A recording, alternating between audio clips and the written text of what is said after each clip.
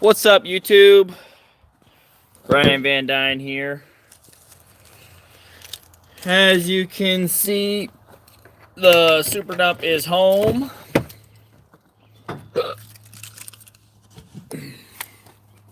Oh, sorry about that. There we go. I just wanted to do a live stream today.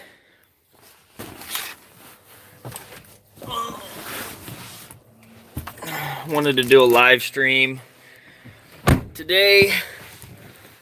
What's up, John?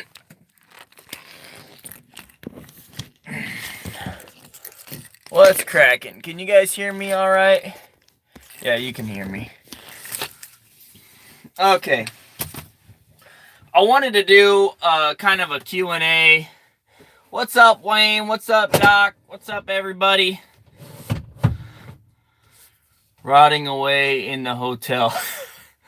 Are you traveling or something? What's up with the hotel?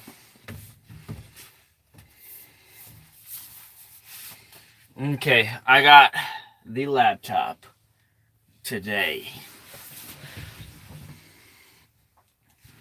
I wanted to, what's up, Aaron? Things are going great now. Things have been going good for a long time. Sometimes I get in a complaining mood, you know. What's up, Beeson? Let me log into my laptop here. Work in Eugene. Got it. What's up, Blake? So, they figured out what the problem was with the strong arm. Knock on wood. Basically, the way they diagnosed it is the arm was going down fine, it just wasn't going up, right?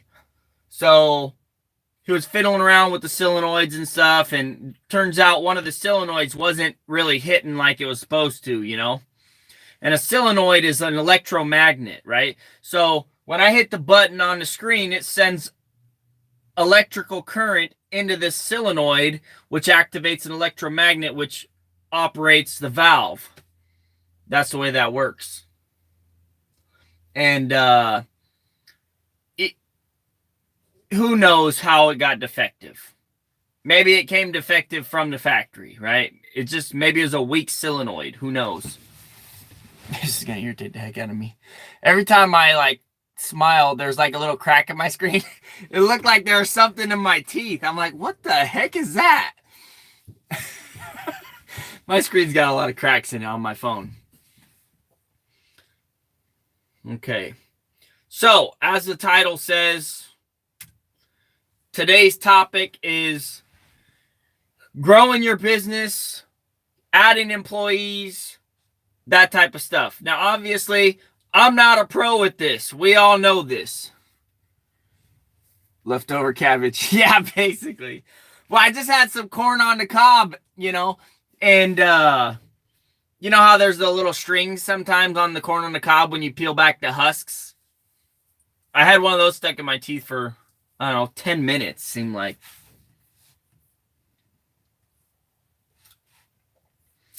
Anyways. Here's something I wanted to show you guys. I don't know if I can show you this without totally... I guess I could do this. Okay. What's up, Tuna? Can Dan. Tuna Can Dan. Tuna Can Dan. That's funny.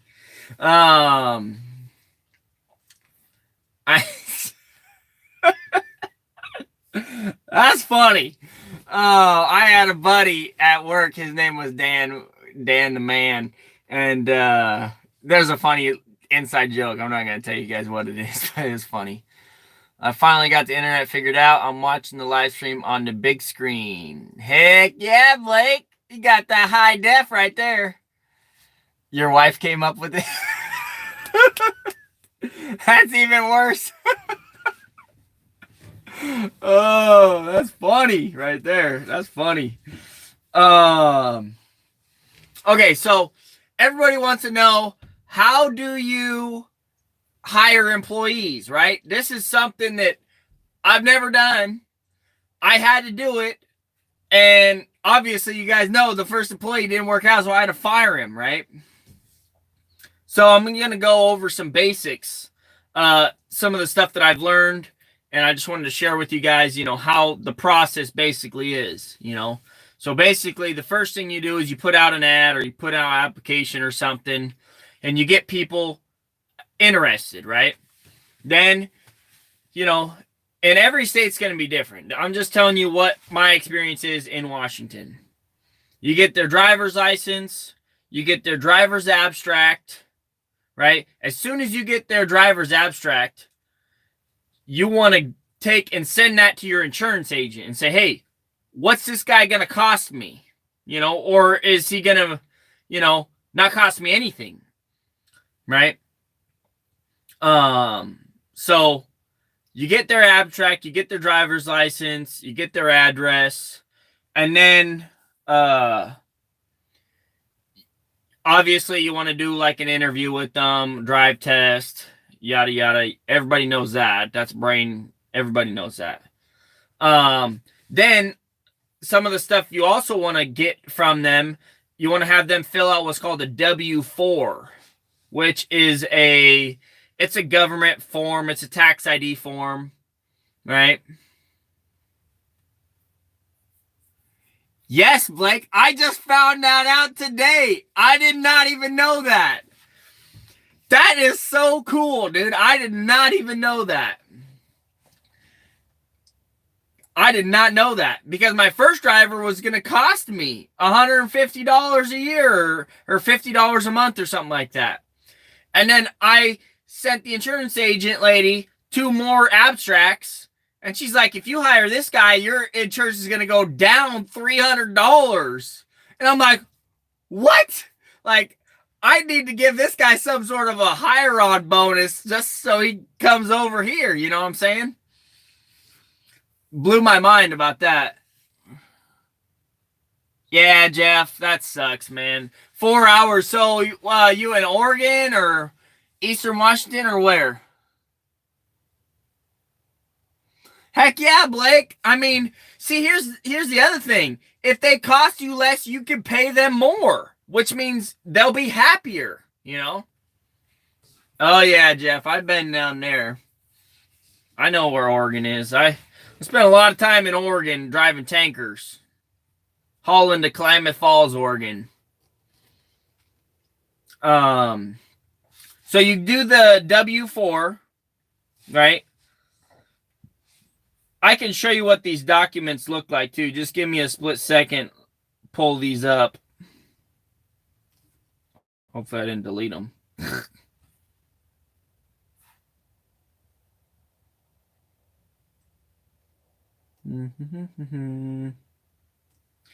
I got so many emails, guys. That's one of the things about, running a business. Oh, emails after emails after emails.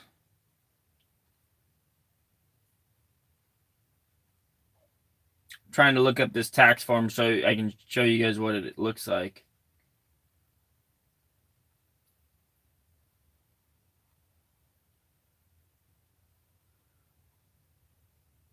I can't find it. There's the filing. Come on, where is this stupid thing? Okay, let me look, see if I know I sent it to my wife.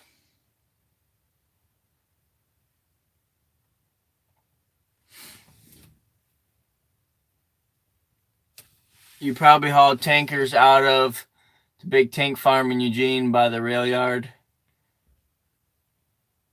Oh, whoa, you guys blew this up. Let me check. Let me get back here. I hate Eugene. I live in Springfield, but I like it because I'm an hour away either way for a dirt track. You probably hauled tankers out of the big tank farm in Eugene by the rail yard. I hauled out of Vancouver, Washington, a terminal called New Star. And Blake is right. Your phone never stops ringing. Never stops ringing.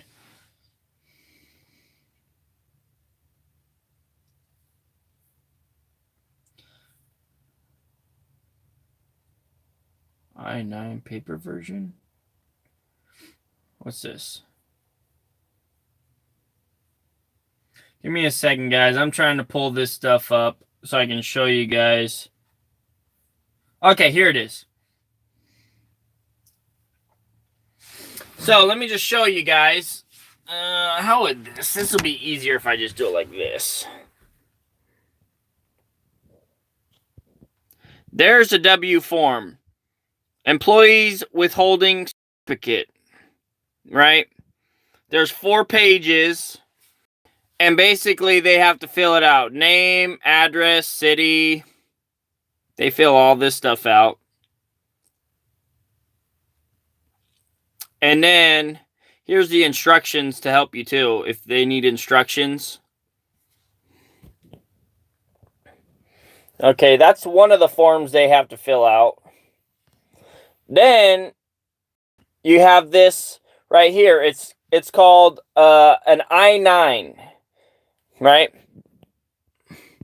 This is an employment eligibility verification. Basically, if they're a U.S. citizen, right? Or are they on a work visa, all that type of jazz, right? And it's 3 pages. Sorry if I'm scrolling too fast.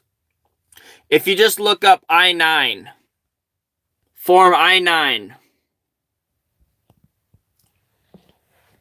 So that's another thing they have to fill out. And it comes with instructions. There's an I-9 instructions. It's four pages, basically, if they don't know how to fill it out. What's the purpose of this form? Employers must complete Form I-9 to document verification of identity and employment authorization of each new employee, both citizen and non-citizen, hired after November 6, 86 to work in the United States.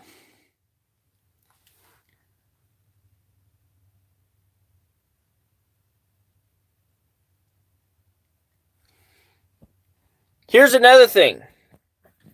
Another thing that you got to do is you also have to pay to have them drug tested. Well, I mean, you don't have to, but they have to be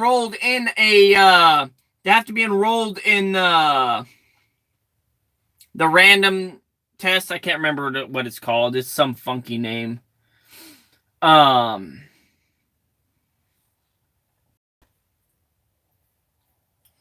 So here's the thing, Beeson. That's a great question. That is a great question. Can you hire somebody? Yeah, consortium. That's the name. That's the word I was looking for. Can you hire somebody on a 1099? Here's the trick. So if you're not there, there are restrictions to using a 1099.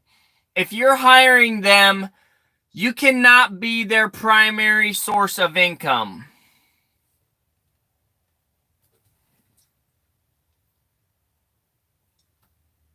You cannot be their primary source of income is one of the requirements. There's a whole bunch of requirements, basically. I believe if you're just hiring them like for a temp for like a month or something, just for a job or something, you can hire them as a 1099. But normally speaking, you can't just hire them as a 1099. You can possibly get away with it, but IRS will get after you eventually. They'll figure it out that you're trying to avoid paying employee taxes and stuff like that. So, yes, you can do a 1099, but you should not go that route.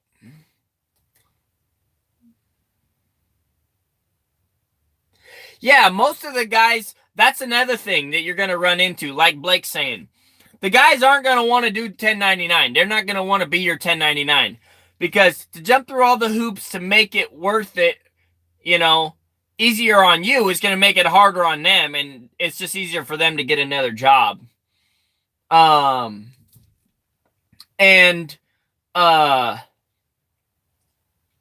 have to pay their own taxes. Yeah, they're not going to like that. Once they figure out they're paying their own taxes and you're not paying the taxes for them or saving it for them, when tax season comes around, a lot of the guys are so dumb, they don't know what's going on. And then tax season comes around and they're like, I owe this much money, you know, in taxes? How? You know, they don't understand that they have to save their own money for the taxes that the employer would have saved out of their check for them. Right? So, that's that. Okay, so I wanted to show you guys something. I can show you this. So how did I know I was ready? How did I know I was ready to buy a truck? Right? How did I know I was ready to buy this truck? I'm going to show you guys how I kind of knew it was time to buy the truck. I got to cover some of this up because this is my customer stuff. These are just vendors, right? So that's who I spent money with, right? That's not important. You can see that. Year-over-year income, right? So as you can see, last year is the dark green. This year is the current, right? So look at the income difference from last year versus this year. Just winter alone. You see how much more money I made this winter versus last winter? Now, this is you're going to get kind of confused about this because let me just say you're not going to see the whole picture. But this is gross trucking income only. Right? So that's why September looks like I didn't make anything. It's because I was in the excavator all of September. Right? So in order for you to see the whole picture, you have to be able to comprehend that I have 3 different types of revenue sources to track on here. I got trucking, excavation, and dozing. Right? Yeah, Blake, I already know the numbers are gonna go crazy because, right? So I bought the truck. I can just zoom in. There we go. Now I don't have to have my finger over there. So May, right? We got the truck in May. Look at the numbers in May. The month isn't even over, and we've already almost tied what we made last year, May. So let's click on this year. Let me go to last year comparison with the year before. Okay, so this is last year and the year before. Okay, so obviously when I first started my business, I did not work January, February, March, April, right? That's why there is no prior. That's why there's no dark green for these 4 months, because I did not work the dump truck, right? I was still working for big rigs, right? Yeah, I hope so, Blake. I hope so. Right, so look at the income I had during last winter. This is the stuff nobody's going to show you guys. When you run a solo dump truck in Washington, this is your income each month. That's $4,800, right? I literally made nothing during the winter. I sat for a few months and did nothing, right? My first month in my business, I killed it. Look how much revenue I did. Almost 15 grand, right? You have to remember though, this number, it looks off to you because I'm in gross trucking. If I go to gross excavating income, see the September, 23 grand.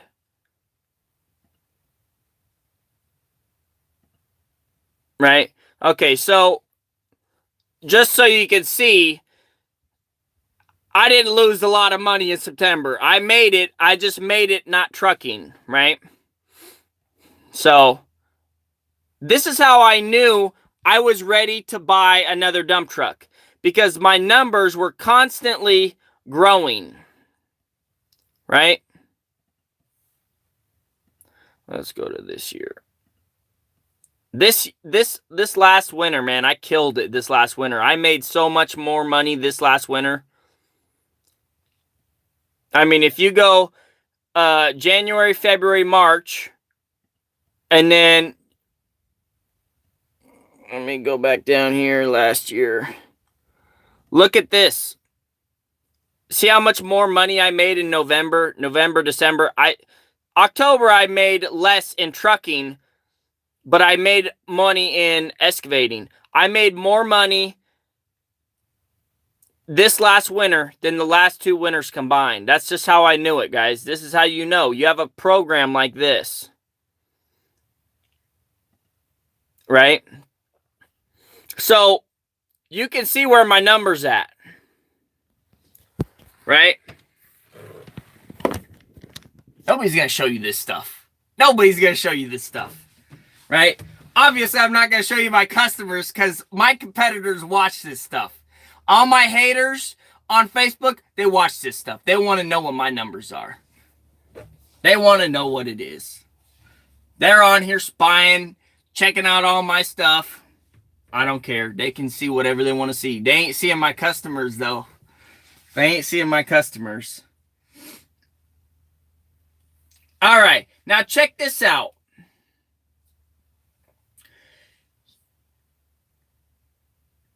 Let me show you guys repairs and maintenance year over year. Let me show you guys that.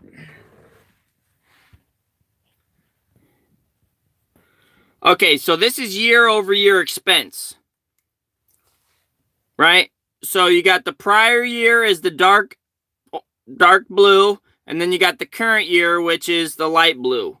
Look how much my expenses are for repairs and maintenance. Almost nothing. Almost like $2,000 a month, roughly, or a little under $2,000 a month. There are a few months where I spent more, you know, like in November. I spent a lot of money in November. What did I do in November? I can't even remember what I spent it on in November. But look at all these different things I can show you guys. You know, like if you guys want to see fuel expense. Boom, check that out.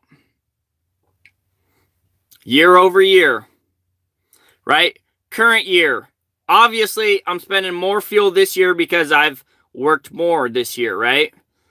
April, May. I haven't put any fuel receipts in for May yet. Yep, Blake's got it. You put off the money.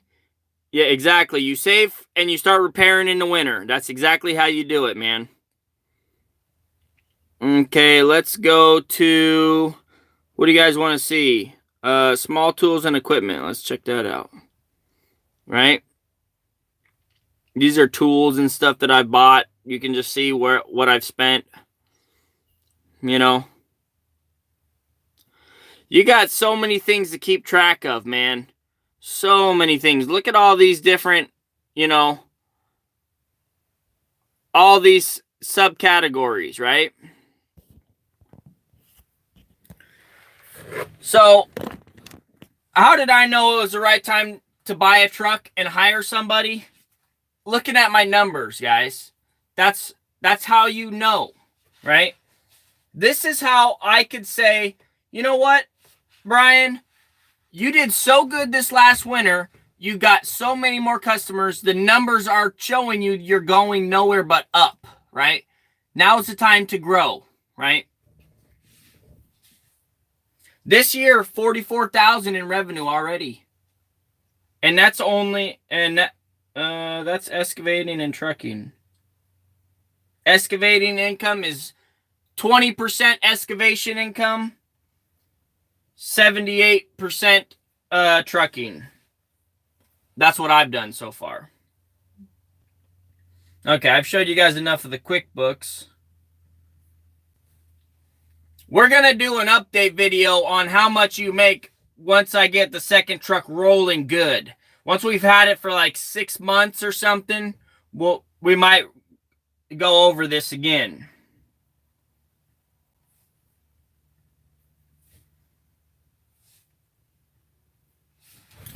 a lot of you guys wonder, I get this question all the time, like, Brian, why are you showing everybody your finances and stuff? Like, why are you doing that? Why are you showing you're educating the haters? That's right, J-Bo. That's right. We're laying down the rules right here. We're teaching everybody.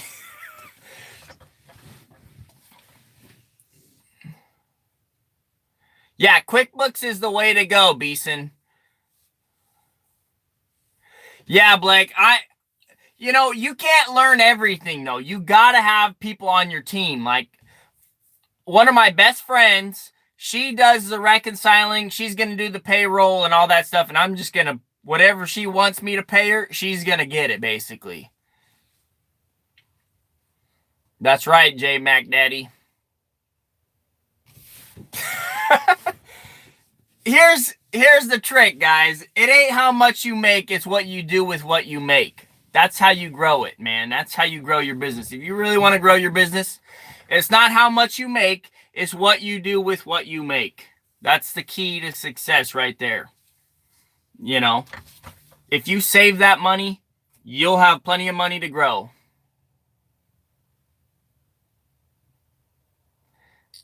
You guys are so full of it. You guys aren't catching crumbs. Don't give me that crap.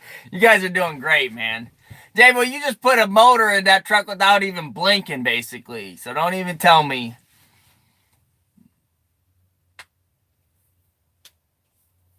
Yeah, insurance. Insurance is a killer, David. Why did I buy a Peterbilt? It was $10,000 cheaper. They gave me a better deal on it. I don't know if it was a better deal now. The Maxwell might have been a better deal. We'll see what happens. I've had a lot of problems with the strong arm within the first month of trying to run it, right? We've only tried to run it for like, what is it, 3 weeks now, 2 weeks? So, I'm working... Sure about that better deal. Yeah, see, that's what I said, Blake. I'm not sure about if it was a better deal or not. Did you let the cat out of the bag on the issues you were keeping secret? Not yet, J-Bo. Not yet. I'm just going to wait and see what happens. If the thing keeps malfunctioning or not, then the cat's going to be out of the bag. And if I go the whole summer without any more issues, I'll let the cat out of the bag and I'll say what really happened, you know. I'm going to say what really happened either way. You know, it's just, I don't want to put, you know, I don't want to give these guys a whole bunch of negative publicity if they don't really deserve it, you know. So, right now, I was under a ton of pressure, right? Because I'm trying to hire a guy to drive this truck, and it's having nothing but problems, you know? So, the amount of stress I'm under, trying to get 2 trucks rolling, doing all the paperwork, everything all at once, while I'm trying to keep my other truck on the road, you know, and having all these problems happen all at once. I mean, you cannot have downtime like that with a brand new truck like I was having. That is not acceptable, you know? And... you know, luckily, it's going up and down right now. So, we're going to wait 6 months and, you know, if we keep having problems, though, we're going to do something's going to be big and it'll be happening. I don't think it's going to happen. I think we've finally worked out all the bugs. I honestly think we've worked out all the bugs. The 2 problems that we had were basically... the arm didn't want to go up, which turned out to be a solenoid. And the arm didn't want to go down because it didn't have the nitrogen in it. So those are the 2 problems we had from the very beginning. Yeah, they just put a new solenoid on it today, J-Bo. But let me tell you, it's bad when you got a load of mud in there and you can't dump it because the arm won't go up. That's serious. You know, so I've had mud in the back of this truck for 2 days now. yesterday, today, and tomorrow we're gonna go dump it out. So we're gonna test to see how good that vibrator works. Oh gosh, I really hope that vibrator works, man.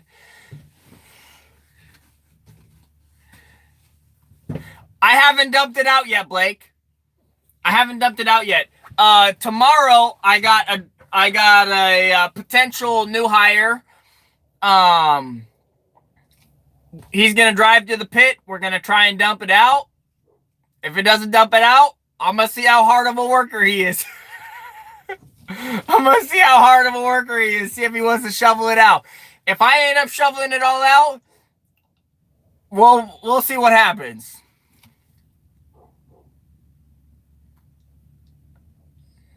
Throw him to the wolves. Yeah, we're gonna break him in, man. I just teased it. Wouldn't that be a heck of a break-in? Hey, man, I need you to shovel the whole back of the bed out because it's not coming out. Don't worry, you're gonna get paid for it. You know, $25 an hour to shovel out 19 yards of mud. Yeah, no. I'd be like, call me an Uber.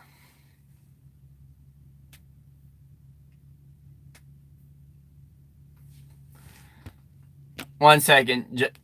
What'd you say, Justin? That's the wrong decision. Who got the... Yeah, no, I know, Justin. I was just... We're joking around about it. We're joking around. I'm not going to let the new guy shovel it out. I know. And I didn't get it stuck in there. Okay, it got stuck in there because the arm wouldn't go up. That's manufacturer defect. That ain't on me, right? I would take responsibility if it was on me, but I literally did everything I could to try and get that load out. You know, you just can't dump a load with the strong arm down, no. So it don't work like that.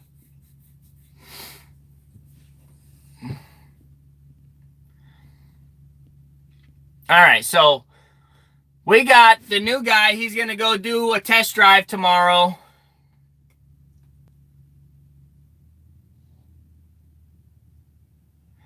Yeah, it's really sandy stuff, so it should come out really good. It's really sandy.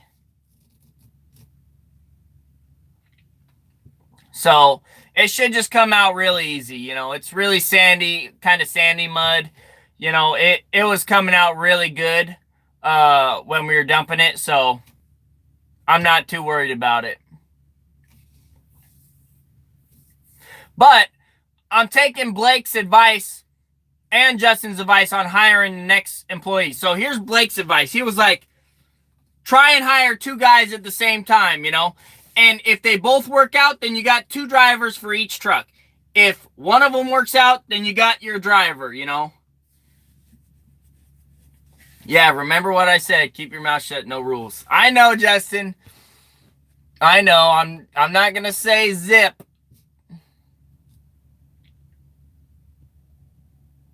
When the other new guy is going to start, got to hire 2 more of them. Yeah. Yeah, I mean, like Blake said, you know, and here's what happens, you know. If I hire 2 guys and they're great, that's great. Then I don't have to drive. I can just work on the trucks, you know, and pull a night shift if I can. Kay, I don't know who your cousin Efrain is. You know, he'd have to fill out an application. He'd have to go through the whole onboarding process, you know. I have to talk with him. I can't just say, yes, I'd hire so-and-so because, you know, this ain't, I'm not just going to throw anybody in my $350,000 truck, you know. They got to, well, Justin said they got to at least be able to hold the steering wheel, you know.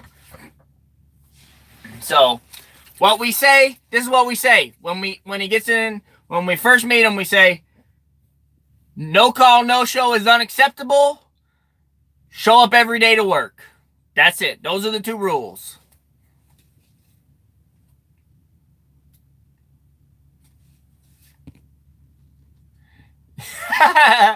You're so funny, Blake. Yeah, we ain't hiring nobody without a CDL. Sorry, that ain't happening. Not in this big rig. Not in this 18-wheeler. Ain't happening. You guys want to see what's in the bed? I'll show you what's in the bed.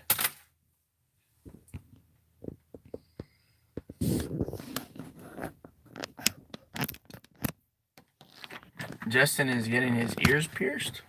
What? I'll show you guys what's in the bed. I'll show you the mess.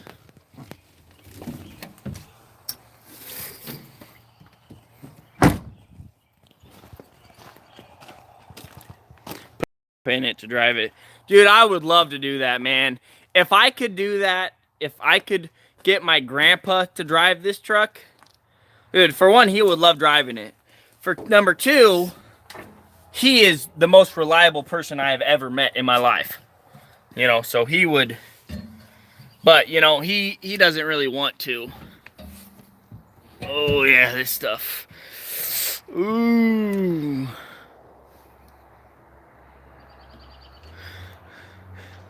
It's not too muddy. It's definitely muddy, though. You can see it's kind of a sandy, got a lot of sand in it. Yeah, can you imagine if... Oh, yeah, it's still mud. I mean, it's not mud, but it is mud. It doesn't look like it's, but trust me. There's water in there.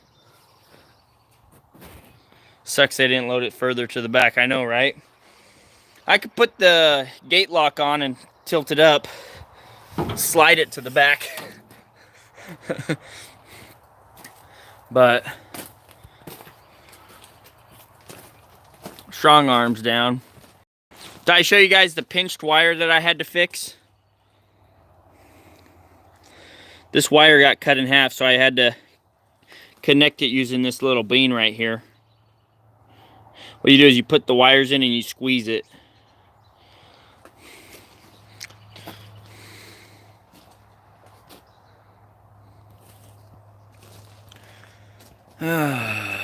That is concrete. Yeah. Oh, John, don't even say that, man. Don't even say that. Excavator would get that out. Oh yeah, it would. Yeah, I'm pretty sure the vibrator will take it right out. Nah, probably not.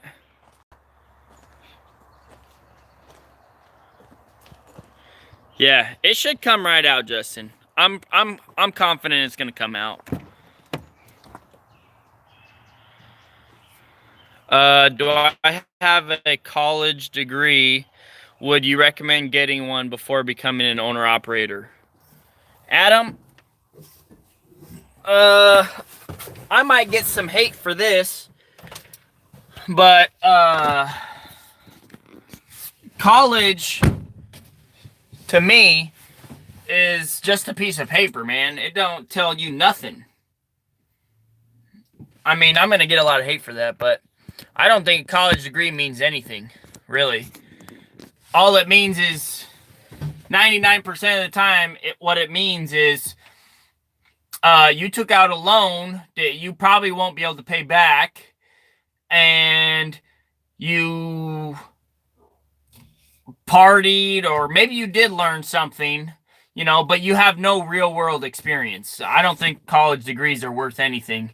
Not for being an owner. Yeah, school's for fools. Look at me. Yeah, I have no college degree. Well, all it takes to be a business owner is common sense. That's all you need is common sense and a good work ethic. Everyone who I know who is blue collar makes more than those who went to college. That's what I figured. Thanks, man. Yeah, I mean, there are good things that you can go to college for. You know, like if you're learning like, you know, how to be an accountant or something, you know, or if you're learning programming or something, there are college degrees that, you know, are really good, that pay a lot of money if you get on with the right company. But if you're going to run your own business, you don't need a piece of paper saying you spent 7 years, you know, or 6 years or 4 years and $40,000 saying that you spent 4 years of your life, you know, talking about something and writing about something.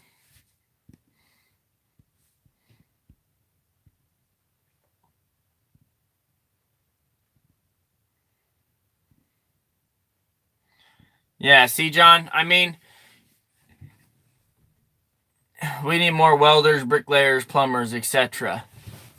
Yeah, I mean, there's, like I said before, it's not so much how much you make, it's what you do with what you make. The only thing I wish I knew more before getting into it was just more along the business side, learning the bookwork and employee stuff, but it's something you will learn on the fly. Amen. Blake's got it right on the nail. You know, how to operate QuickBooks, they're not really going to teach you that in school. You can take some classes to learn that stuff, but it's not rocket science. Like, I do all my own books myself. The only thing I don't do is I don't reconcile my bank statement. You know, I don't go through and make sure all the transactions are exactly the same as from my bank statement to my QuickBooks. One of my best friends does that for me. You know, and she has kind of coached me. She has helped me in the QuickBooks, but, you know, we didn't sit down for 10 hours, you know, straight and her say, okay, this is how you do every single thing. I experimented with it. You know, I learned it. And she has showed me, you know, just like the balance sheet, and she knows all the numbers. She's a numbers girl, man. She knows all the numbers. You know, so she looks at the numbers and I say, give me the redneck version. You know, what's the dumbed down version? Like, tell it to me like I'm 5, you know? And she was like, well, last year, the same time, you had a loss of $4,200, and this year you've had a profit of $5,200, you know, or something, you know? So,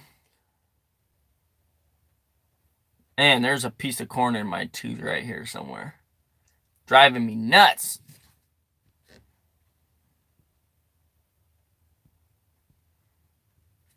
Trade schools have more value to me. I agree, John. I agree with that. I'm not talking down. There are a lot of people that make a lot of money and they make a real killing with their degree. But the number of people that actually get somewhere is so small. So small. Other than dumping this load, no, Blake. Job got canceled because, well, it didn't get canceled. It just got put off because our access road, where we've been backing up over, they're laying pipe across that, so they got to dig up the access road. So we're not working tomorrow. I suppose I could have got work, but I would have had to find a place to dump this like tonight, you know, which was not happening. And I'm like, yeah, I got some fixes I want to do on the other truck, and, you know, I can do the drive test, no stress. You know, so I've kind of planned out tomorrow. We'll clean the trucks, you know, just get everything. Yeah. I wish it was going out tomorrow, though. I wish both trucks were going out tomorrow. You know, but, you know, in due time. Thursday is going to be a hit. We're working Thursday. You know, one thing that sucks about hiring employees is if they're working for somebody, they're probably a decent employee, right? Right? You would think if they're working for somebody already, they're okay. Now you got to convince them to come over to you, but they got to give their 2 weeks notice. So you start the onboarding process, and then they can't even work for you for 2 weeks. Like, I need you now, not 2 weeks from now, you know, but that's the way it goes, you know. John Shelley, I got 2 trucks. One can haul 15.5 tons and one can haul 24.5.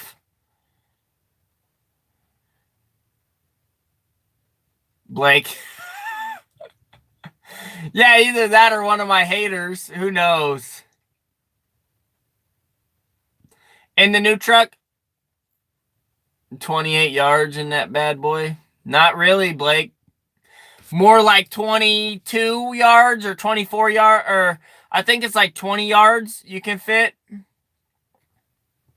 Roughly. It's not as big as you think it is, man. It's just tall. It's taller. It's not very long.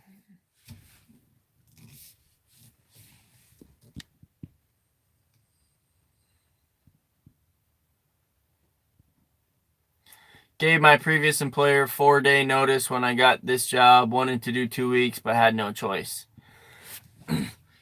Yeah, I mean, what I like is when you go up to your employer and they give you the option. They can say, hey, man, thank you for the notice. We need you for 2 days for sure. After that, just let me know. If you want to go to the other job, go ahead, you know. If they want to hold you for 2 weeks and just abuse the heck out of you for those 2 weeks, not cool. Not cool.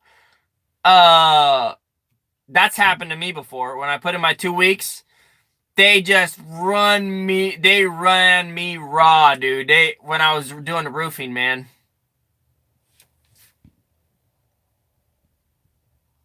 How long is it, Blake? How many feet is the bed? I fit 10 yards on my trailer that I pull with a half-ton pickup. 10 yards of beauty bark? I gave my previous employer the same notice they would have gave me if they were to fire me. Boom! Yeah, Blake. That's it right there. You know, I did that to a few employers. I worked for Gemini Transport, and I would have given those guys 2 weeks. I would have given them more. But the regional manager, he was a complete D-bag to me. And I told my next employer, yeah, I'm going to give him 2 weeks. And then I took a 2-week vacation. Was that bad? That was bad of me. I know it was bad. But I was like, see ya, keys in the truck. Good luck with that. That's what you get for threatening me, you know. And, you know, I just took off. And I had a 2-week vacation. Got done with my 2-week vacation. You know, I had been working mandatory 6 days a week for like 7 months, you know. Let's see. There you go, Blake.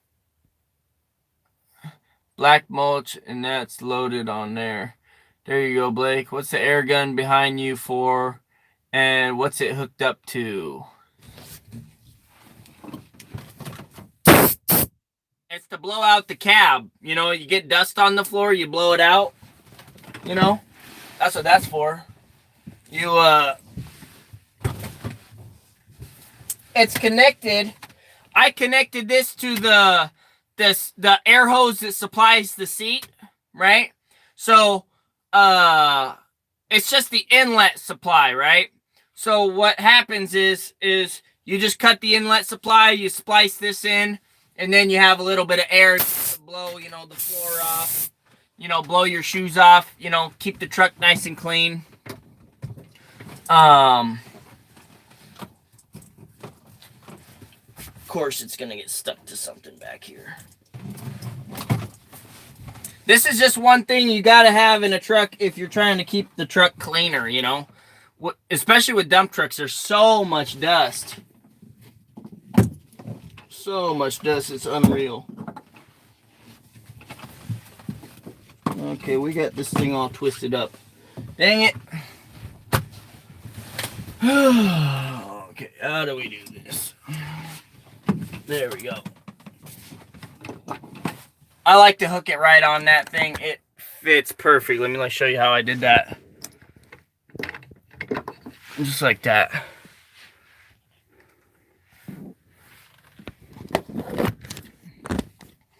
So also, some other things I got for this truck. I got these things. I love these things, right? Tub of towels. Basically, it's they're like baby wipes, except for man baby wipes. Like if you get grease and stuff on you, those things are amazing and they smell amazing. Also got some polishing cloths in here. You know, if the driver gets bored, he wants to do some polishing. Also got some cleaner for the floor mats and stuff. And I got some spare rags down here on this side too.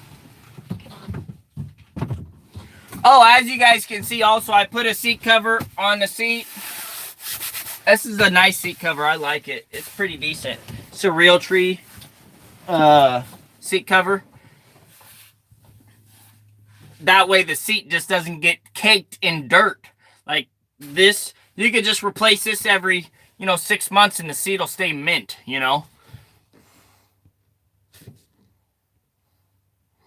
was a 6-axle, same size box as Justin's trucks.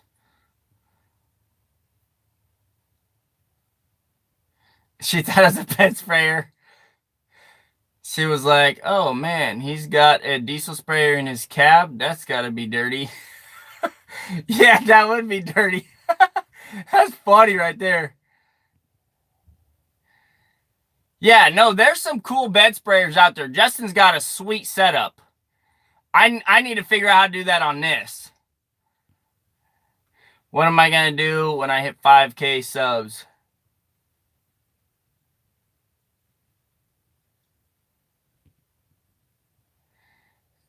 I'm just going to let you know that he has never get a polish anything. It's not going to happen if you're on hold. He's going to be sleeping in the seat.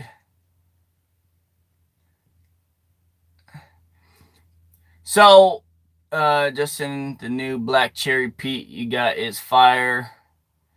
Give me a call. I can walk you through the bed sprayer setup. Okay, Blake. But can you do it with the PACCAR? That's what I want to know. There's obviously a fuel return line. I just got to figure out where it is, what it is, and how to attach an attachment to it.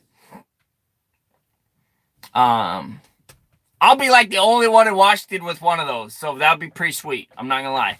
Everybody else carries those stupid pumps, and they always go out. Everybody knows they go out, every 5 months or whatever. They just are garbage. If it's got a CompuCheck fitting, you can. See, I was the guy, I polished my truck, Justin, when I worked for Big Rig Stanker. I was offloading ethanol. I was out there with my cloth wiping down the chrome. I'm just a different breed though, Every, 4 or 5 other drivers at Big Rigs did the same thing. I mean, whenever we were loading, we'd be shining that thing up mint. I mean, we took pride in our stuff, man. I'm not gonna lie. I mean, there are clean people out there, Justin, that like to be clean. Hopefully, eventually, he'll see that I'm keeping the truck clean and maybe he'll just do it on his own. Hopefully, who knows? Grab some sleep if we were on hold, but when I get home, it's cleaned. Yeah, Blake. Don't show it on YouTube when you get it, Brian. Some EPA freak will turn you in. Probably in Washington. Nobody's going to know about it. It'll just be me and my driver, and we ain't going to let the trade secrets out on that one. Justin, he let all the trade secrets out on that one. That was cool. That was cool. That is a cool sprayer.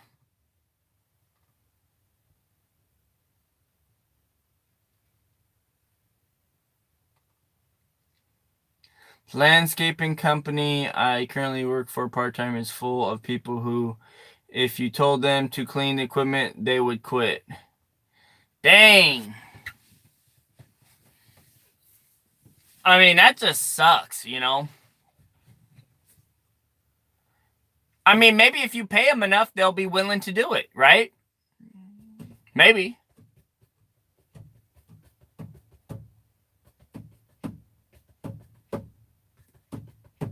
There are guys out there that clean stuff, Justin. There are guys out there. I know I'm not going to spec it. I'll just clean the damn thing myself, you know, and eventually he's going to recognize that the truck needs to be cleaned, and he'll probably step up to the plate. You know, I'm never going to say nothing to him, though. Like you said, I'm just going to throw away the key, you know, but it's going to be cleaned every single day. If he's cleaning it or if I'm cleaning it, it's getting cleaned, you know. It's got to be clean. This thing, we want it to be worth something, you know, when we go to sell it.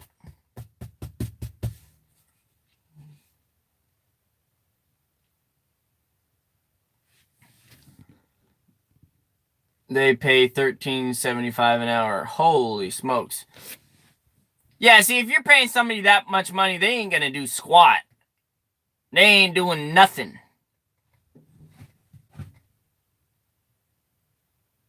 You know? When I worked at Big Rigs, there was a culture there, though, man. There was a culture, like, take pride in this equipment, because if it's broken or looks crappy, it's you, man. People, you know, there was just a culture there.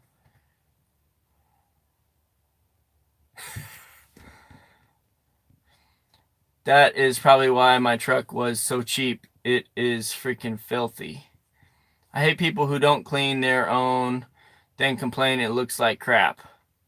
Yeah, that irritates me too, Christian. Most I work with just do the bare minimum, barely bare min, not trucking industry. Brian, get you a retracting air hose, reel, and 50-foot 3/8 fuel line.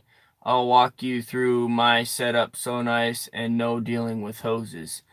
Get you a retracting hose reel and 50 feet of 3/8 fuel line.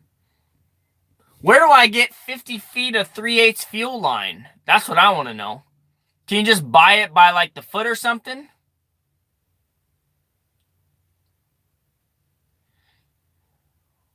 No, it's not, Justin. It's not that cheap. There are drivers out there making $15 an hour in Washington. $20 an hour in Washington. One of the guy I'm hiring tomorrow, he's making $23 an hour right now. No benefits. And he's about to jump up to 25 an hour, no benefits. And after 90, if he doesn't make any mistakes, 30 an hour. Napa? That's a good one, Beeson. Offer them like a bonus or incentive once a month for keeping the truck clean. There you go. That's something right there. Like, hey, man, extra $50. Like, that would be time I don't have to spend cleaning the truck. You know what I'm saying? Or extra $100, or, you know, wash the cab, wash the bed, you know, wash the cab, you know, twice a week or something. You get an extra bonus at the end of the month, you know, or something. That might work. 100 is cheap. Man, I ain't made of money, dude. $100, dude. If somebody ever gave me $100 at the end of a month, dude, I will be spit shining that thing every single day. Back when I was an employee.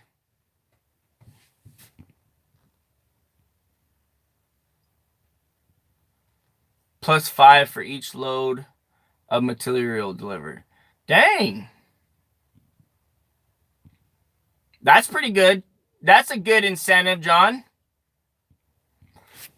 That's like, you know, he gets his $25 an hour, and then if he hauls 10 loads, 5 times 10 is 50. He gets extra $50 in the day. That's like an incentive to, hey, get that extra load, man. Get that extra hour in, because that's going to make me money, you know? Hell, you say 100, they say it's too cheap. You offer 500, they will still say too cheap. You got that right, Blake. You got that right. Don't you give them an inch, they take a mile, man. It's just like a politician, dude. You give them an inch, they take a mile.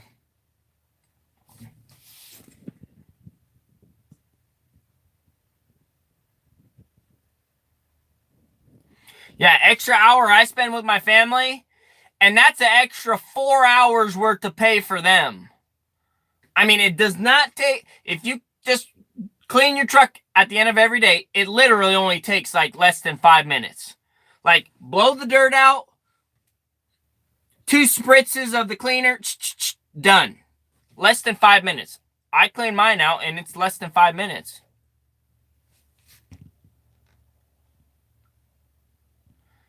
Yeah, ouch, John. Yeah, I mean, the DOT, man, they'll get you. They will get you, man. Am I paying hourly or percentage? Well, Blake, honestly, I would love to pay percentage, but nobody in Washington really pays percentage, and I don't really know how to set that up. So we're going to do hourly. We're doing hourly. We're going to do $25 an hour starting probably. And then if there's no mistakes in the first 90 days, then $30 an hour.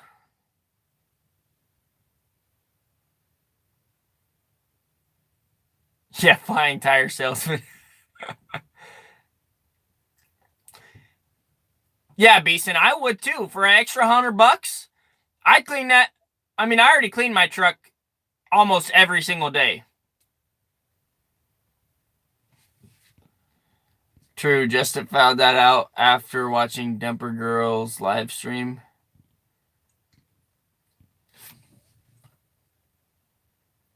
Found what out, John? And who's Dumper Girl?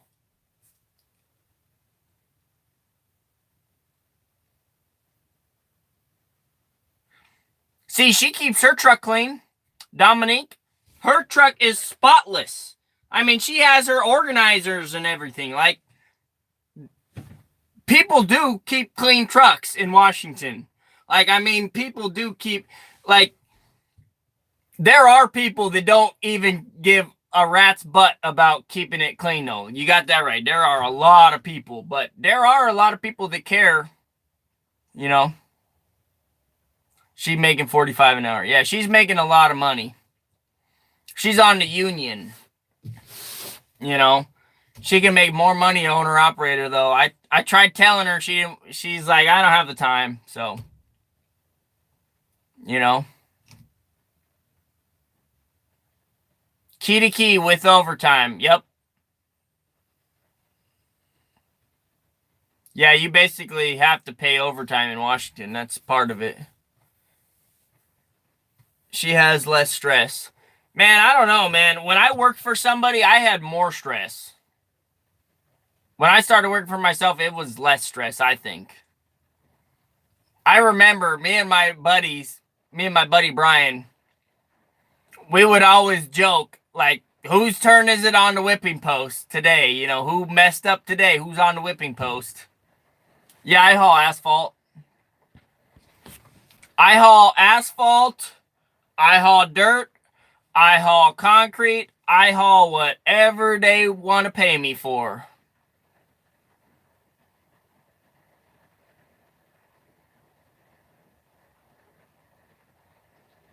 Yeah, you'd pay her $50 an hour.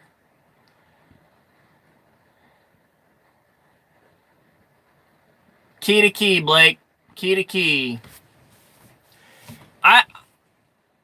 I'd love to pay ticket time, but people don't like that. Drivers do not like that ticket time stuff.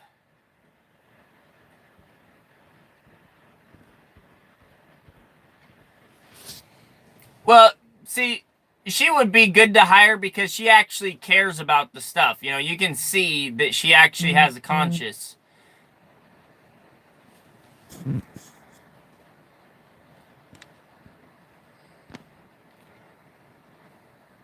Somebody asking me if they needed my truck tomorrow. They like it better than sitting at home. Yeah, they do, Blake. I don't know, though. these days, they're getting paid more to sit at home than they are to work. Unemployment these days, and they're getting an extra $600 a week just to be on unemployment from the government. It's insane. Dominique, the dump truck driver. She's she drives dump truck. She's in a union, and she's a little further north than me. Okay, thank you much. The work yesterday and today. Yep.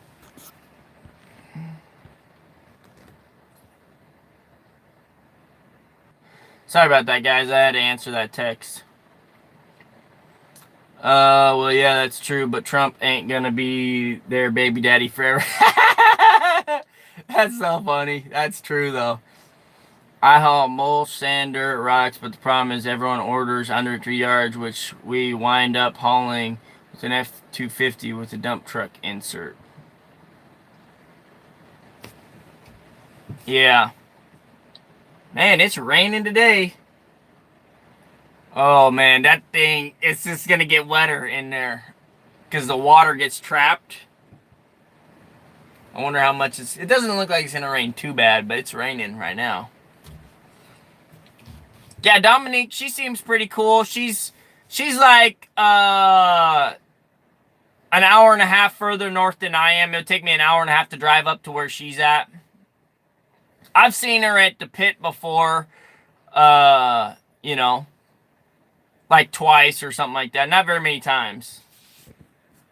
We hardly ever cross paths.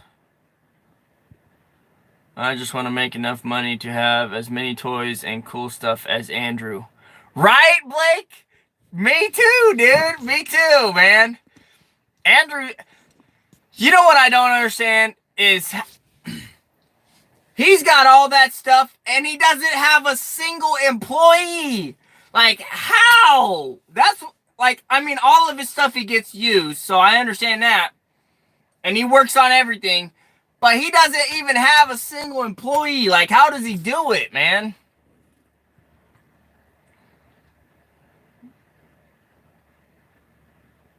Why don't you cover up the mud? I got a tarp, but it's mesh, so it wouldn't do any good. If I'm getting paid by the hour, I'll clean a truck all day. There you go, Ryan. See?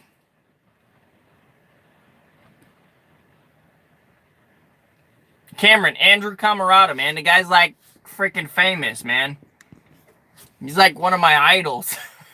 Like, me and him are like two peas in a pod, just about, you know? Like, we both started with a whole bunch of old stuff. I went the new route. I bought a new truck, but all my other stuff is old, just like his, you know? Working on everything ourselves. I bet he's got employees, but they just don't want camera time. That's possible, Blake. He's got to have buddies. He's got to have buddies. You don't get that big without buddies. Yeah, he's famous. Put the tarp over. It's mesh tarp. It ain't going to make any difference. The water's just going to go right through it.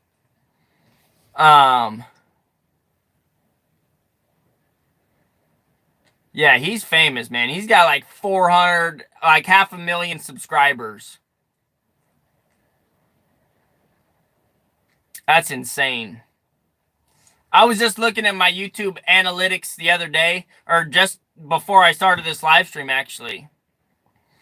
And we're almost to 1 million channel views. Like, probably end of next month, we might have 1 million channel views.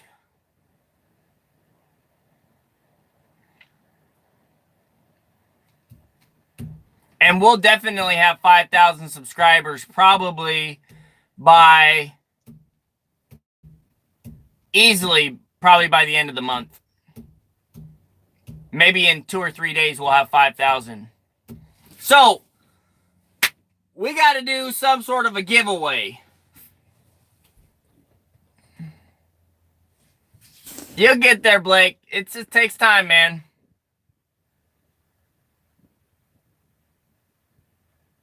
The castle is just his play place. He has a nice house too. Does he really? I've never seen his house, John. If he has a house.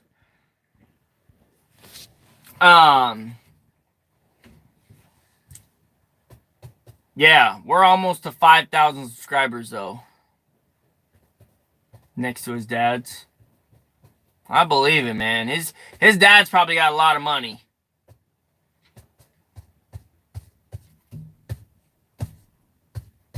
I mean, if you watch his videos, when he was a kid, he had a 3-wheeler. Like, I never had any toys like that when I was a kid.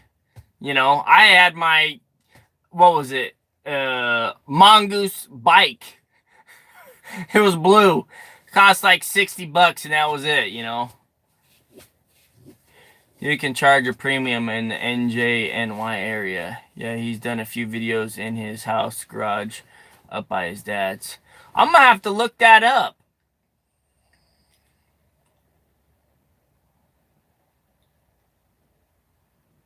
That's crazy, man. Charging the premium up there. I mean, we're making decent money here too, but everything costs so much in Washington. Like, real estate is insane. You know, California real estate is probably the only place that's even crazier than Washington.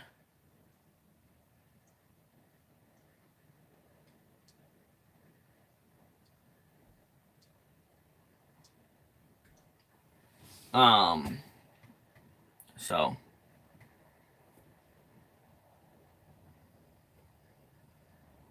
could I imagine having that much shale on my property? I don't even know what I would do with it if I did, Blake. I'd open up my own pit if I did. Like, why doesn't he buy a screener? He probably got the money. He could buy a shaker, crusher, screener. He could be, you know, mining his own property.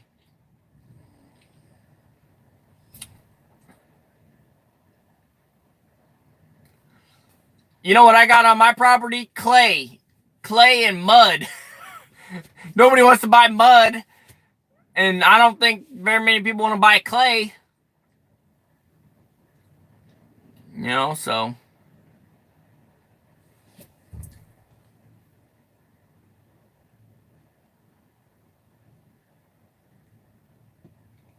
Sell the clay. For what? Like how? Who?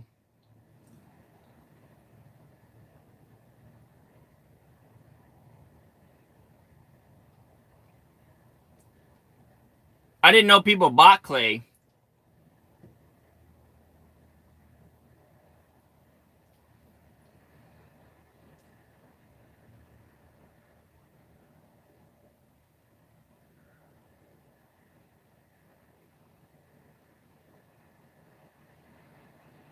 $3 million?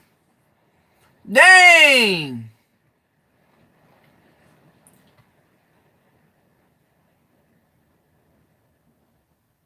What are they using the clay for?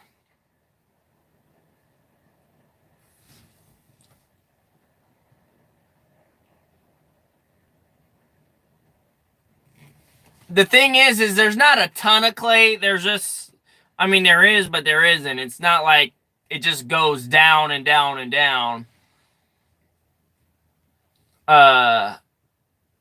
You know, there's a lot of good dirt there. The brown dirt, you know. How many trucks do I plan to have in the next 5 years? It just depends, man. My main goal now is I got a new truck. I got my old truck. I need to get my house built, a shop built, and my wife wants a kitchen that is her own thing, you know? So that's what we're going to do. That's the priority. So in 5 years, I'd say we might add one more truck. After that, we're going to go nuts, though, I think. Once we get the house built, the shop built, my wife's kitchen, then she is basically giving me permission to go as crazy as I want. Like, however big I want to make the business. So, I don't know where you live, John, but over here, like, there's like 2 companies that come to mind. When you think of the biggest dump trucking companies in my area, there's 2 that come to mind. And that's Corliss and that's Miles Sand and Gravel. The third one is going to be VANDUYN dump trucking, man.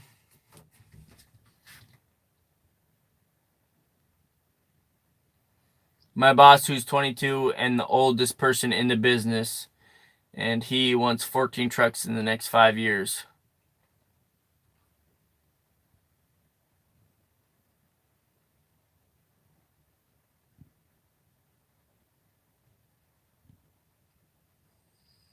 Yeah, I agree, Doc.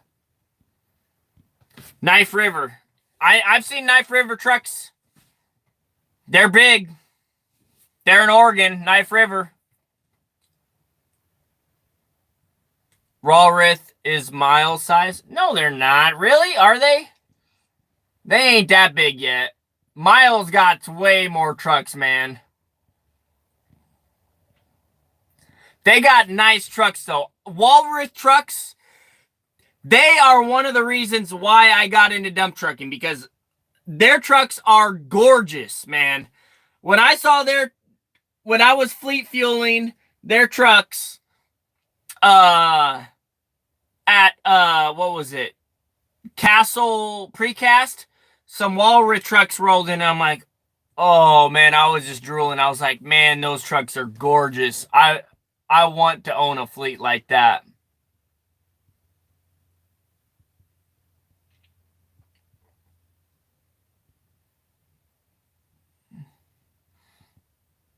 They buy up everything.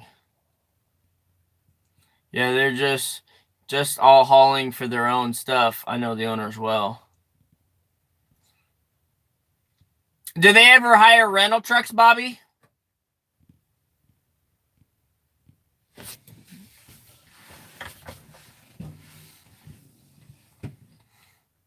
Knife River is here in Montana too. Really? Jeez. Tom and Tyler Walrith are as good as they come. I believe it, man. You know why I believe it? Because you don't get rich screwing people over. You get rich by helping thousands of people out and being the best person, man. That's how you get that big. That's how you get crazy.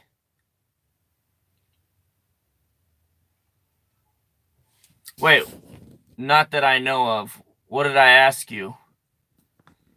Oh, if they hire rental trucks, got it. We have at least 20 companies of 20 to 30 plus. I mean, but the companies I'm talking about are not 20 to 30 trucks. They're like 100 to 200 to 300 trucks a piece.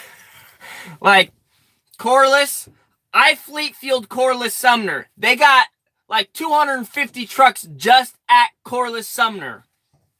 I mean, they got so many trucks. It's just insane. My son's out here watching me, looking at the super dump. Check this out. So cute.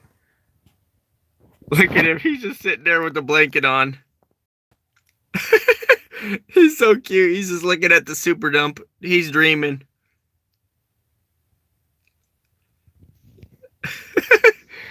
That kid, he's crazy. Hey, you want to come over in here? You got clothes on? Okay, we'll get some clothes on, then come on over. He's sitting there in his underwear with the blanket on. Nah, man, the owners of the big truck companies are the nicest people. The owners are always out to help if need anything. I agree, Blake. The owners are amazing. Some of the supervisors they have, though, are ruthless. Honk the horn. Oh, it's too late. Nicabella and Warren County Trucking are the big companies in my area. He's waiting for you to tell him to grab some gears. Just made his day. Yeah, I did. Yeah, just wait till he gets in here. He loves this thing. He just loves it, man. It is his favorite thing. I love this thing too. I'm over here sitting in it, chatting with you guys. You know, I gotta get some seat time in it. The Walrus are kind as they come. They helped me a lot when I was getting started in dirt work. I believe it, man. I believe it. If you ever want to get anywhere in life, the only way to get there is by helping people out. You ain't going to get super rich if you're mean to everybody. It doesn't happen, you know.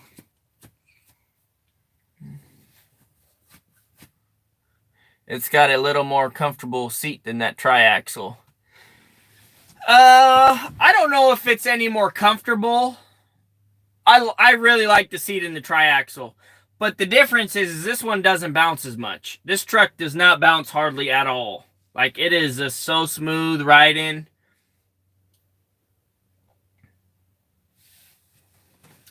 You should get into hauling for the batch plants. That's how they did it. What do you mean, hauling what for the batch plants? It's got less smells, at least. Yes, it does, Blake. I did put a new seat in the old one. I definitely did that. It's got a Bostrom seat in it. It is comfy. I didn't put a leather one in it. Is there any railroad companies out your way? Bulk materials, lime, gravel, sand. I don't even know how I would begin to do that, though, Bobby. Like, I don't know where they keep the lime.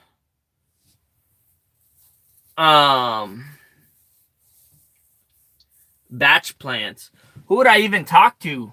Like, I'd have to go talk to, like, a lot of those companies have their own trucks, though. I drive past the asphalt plant daily, and you can smell when it's fired up and running.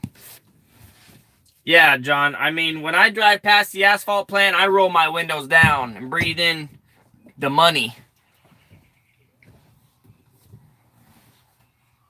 The windows are getting fogged up in here.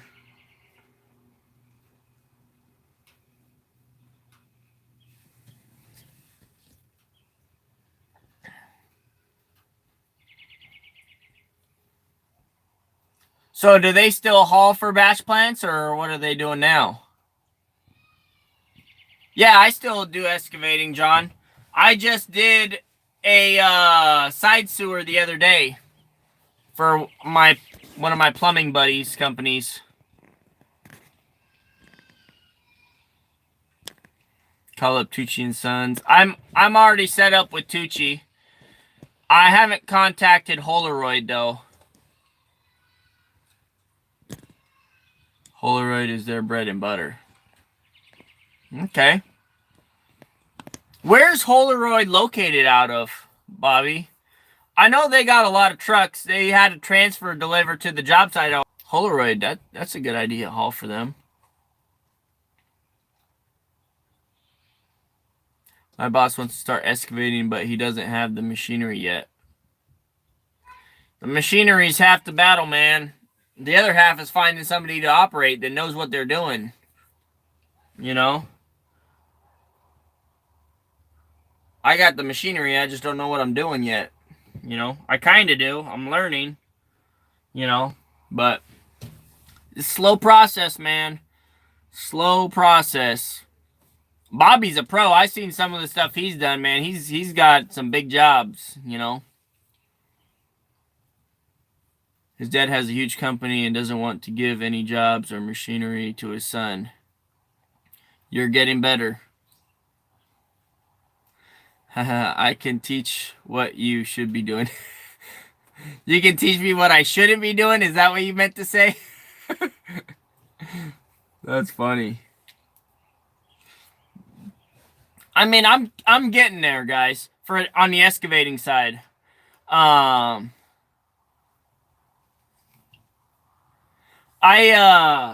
So the side sewer, I did a live stream, was it the other day, and I showed you guys the job site of it.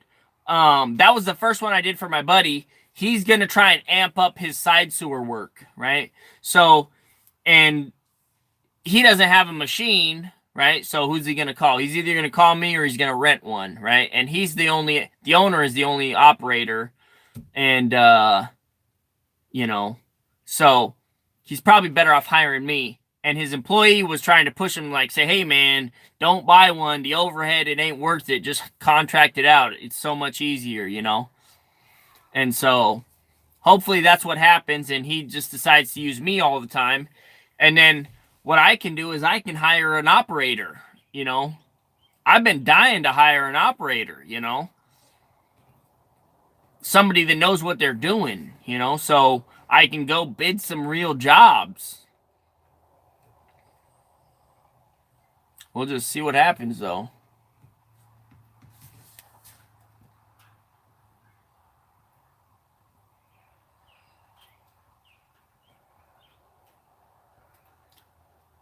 Side sewer, is that just the sewer line from main to house being replaced? Basically, John, yeah, it's basically the main pipe that comes out of the house that connects to the main sewer. Is basically what it is. And in Tacoma, there's a whole bunch of old clay pipes, and they're all starting to, you know, start to collapse and break and stuff for getting in. How do I advertise? What do you mean for advertise? What? Advertise what? The lateral? The good part is my company has bottom feeders who are all 17 years old and have to haul all the short loads that are the long drivers, trucking and dirt work services. Well, Bobby, I got my, you know, most of it's just word of mouth. You know, I got my Facebook page, which has got like almost like 600 likes. I got my website. I was advertising on Google and Facebook, but it was kind of expensive, and I don't really know if it was paying for itself. Like, yes, I got a few jobs from it, but it wasn't really nothing crazy or nothing. I got more work from Facebook than I did Google. Google was a ripoff, I think.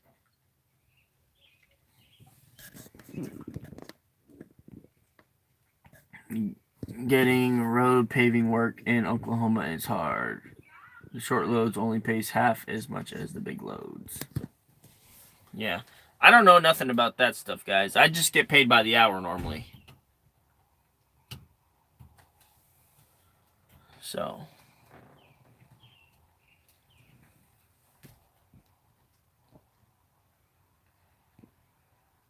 What's the most you have made in a day?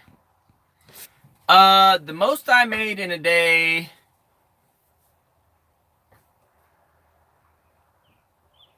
Like getting paid in one day? The most I've been paid in one day? Or the most, like the actual amount I made in one day? What? Or do you want to know both? I think the most I've ever made in one day is like probably like 5,000, probably. Close to 5,000 in one day.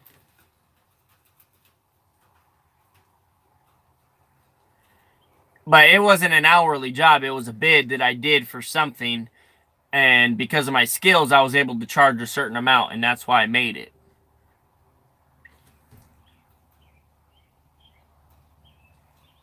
The most I've ever been paid in one day was like 22,000 in one day. And that was pretty sweet. I'm not gonna lie, that was sweet.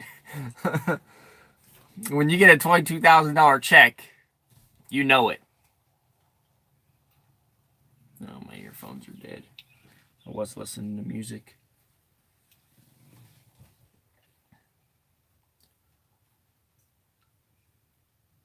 And you made over 1,500. $1,500 is a lot of money, man.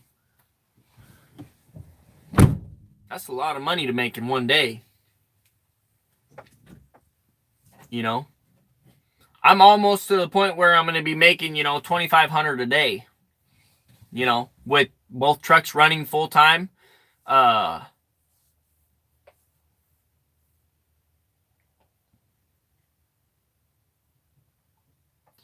you seen the work slowing down? We have about ran dry. Bobby, I'm not seeing any slowdown, man. I'm seeing work picking up. That's what I'm seeing. If I make 400, I'm good. Yeah, Bobby, the work has just been getting more and more. I showed everybody my QuickBooks earlier. It was boom, boom, boom, boom, boom. Each month has been more, like double last year. I made double the revenue each month during the winter. And this month has been hot. Last month was probably the slower month. The slowest it's been this whole year, last month. But I still doubled my revenue from last year. I just made about 30K today. Just took a drunk driver to do it all. Man. Coronavirus has seemed to put a small damper on things, especially last month. All this money rack is starting to excite me too much. The light commercial and civil excavating has ground to a halt for me. I think the reason of that is, Bobby, is because they shut down the residential construction for, 1 month? They literally didn't let anybody do any like residential work, right? Is that what you're talking about?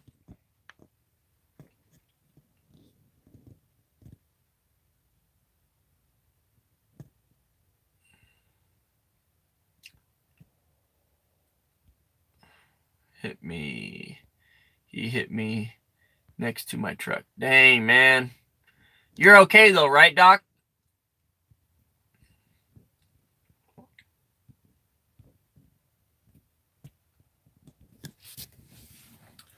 Yeah, I mean, we're killing it here, man. I've been doing amazing. It was getting a little weird for me for about 2 weeks, and everything went back to normal, minus the crappy weather. Yeah. See, it's hard to decipher whether it's the virus that slowed things down or the weather, because it was either last week or the week before that, I didn't have any work, but it was because it rained. It was like a monsoon, though. I don't think it was any of the virus stuff slowing me down. Yeah, on pain meds in the hospital overnight. Dang, Doc, man. I'll keep you in my prayers, man. Yes, but all the developers have also stopped spending. Kind of scary. Everyone says they're not opening up new projects this year now. Well, I don't know, Bobby. I mean, I see a lot of constructions still going on.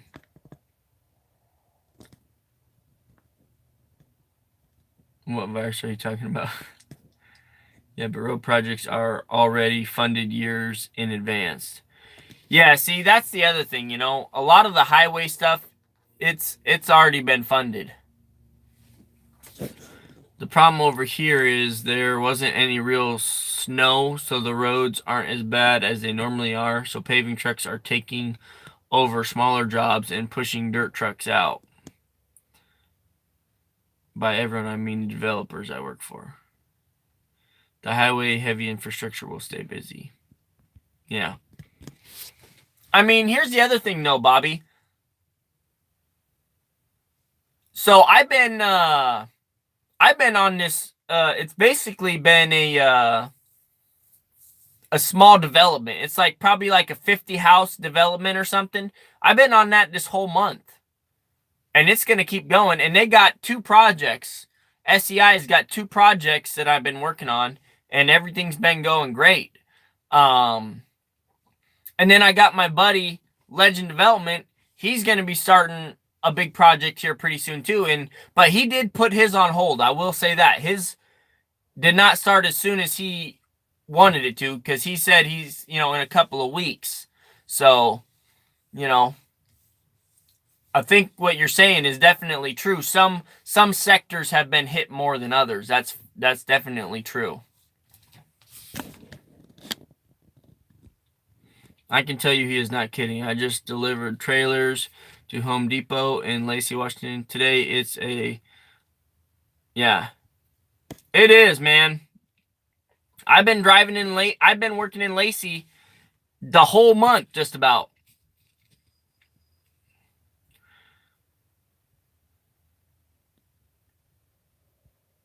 Lumber industry is bad right now. We are placing hundreds and hundreds of center beam flat cars in storage. What are center beam flat cars? They canceled a $2 million project we were supposed to do this summer. They pulled the funding. Dang, Blake. Are you and Justin good buddies? I'd say we're friends. We talk every once in a while. He gives me advice. Sometimes I listen to it, sometimes I don't, He helped me out when I first started my dump truck business. He sent me a whole bunch of stuff, which was super cool of him. And he definitely did not have to do that, but, I was very thankful that he did. I think Justin is a great guy. He definitely comes off as a real a-hole sometimes, though. He definitely comes off as being a hard-nosed guy. But deep down inside, he's a really good guy. I know he's a good guy inside. Those cars on trains that haul 2x4s and whatnot. Oh, okay. I know what you're talking about now. Vote Joe Biden for president? Dude, are you on drugs? Are you on drugs? Where's my moderators? Who is this guy? Nobody's voting for Biden, dude. He's a freaking creep, man. He likes little kids touching his leg hairs, man. He calls it as he sees it, no filter. Yep. Thank you, Blake. Thank you. The issue for us is new work won't be starting. Everything currently going will be completed for sure. They're the normal lumber cars we see. I've seen 20 million in work canceled. Yeah, Blake, right? Nobody's voting for Biden. That guy's no, it's Trump 2020 on VANDUYN channel. No joke. I tried messaging him when I got my business and started at 20 years old, and he ignored me. That's why I asked. Just bought my second truck. So here's the thing, Peyton. You got to understand, that guy is very, very, very busy, and he's got 40,000 subscribers on YouTube asking him for advice, man. I've only got 5,000, almost 5,000, right?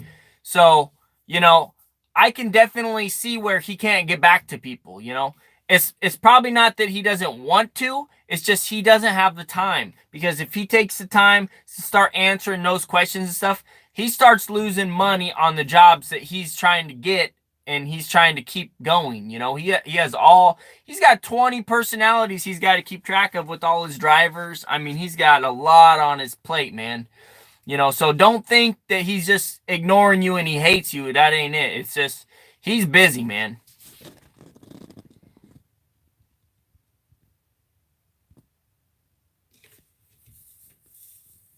You just bought your second truck. Well, it sounds like you're doing good, man. Sounds like you didn't even need any help if you're on your second truck. James Rowland, KLR Transport. Greetings from Miami. What's up, Miami? I seen 20 million and we're yeah, Trump 2020. There we go. I need to find some new circles of contractors to bid work for. Bobby, have you tried the Builders website? There's a website called Builders I think it's called Builders Exchange, maybe. It's expensive, but I've heard that it's a good website. Like, there's lots of work on there, but it's expensive. You gotta pay like $2,000 or $3,000 a year just to be a part of the group. You can bid on stuff that's public stuff without having a membership, but it's a pain, I've heard. I don't really know. That's the best advice I can give you. I haven't really looked into the Builders Exchange website. I looked at it once or twice. But then I was like, you know what? I'm a dump trucker. I'm not an excavator, you know. Once I hire an operator, then I'll try and, you know, maybe the $2,000 will be worth it.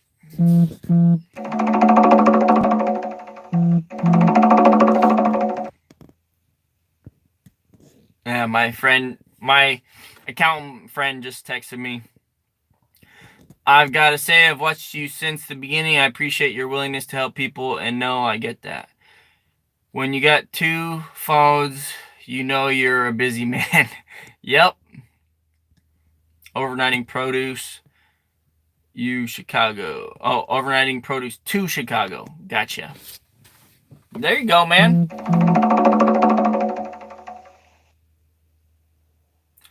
Okay. We just had to sign up with L&I and a whole bunch of other things.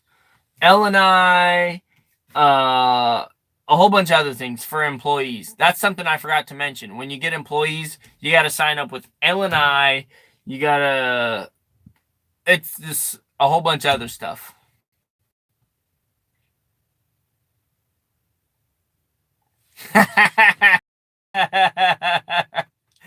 That's money, Blake. I'm going to do that. I'm going to do that. Cha-ching, cha-ching, people are going to think I'm running a cash register if I do that, though, Blake. Because people blow my phone up. Hey, good night, Doc. And, hey, man, I'll be praying for you, man. Hope you feel better. Hope you recover quick, man. Are you guys logbook exempt right now? Man, my phone got dark on me.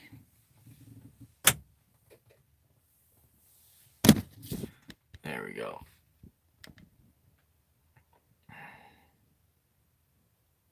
That way you know to answer the important people. How much did your insurance go up when you hired your driver? Okay, when I hired the first driver, the no call, no show, that got fired, it went up $50 a month. The next 2 guys I got in the pipeline, one of them is going to make my coverage go down like $300. The other one's only going to make it go down like $180 or something like that.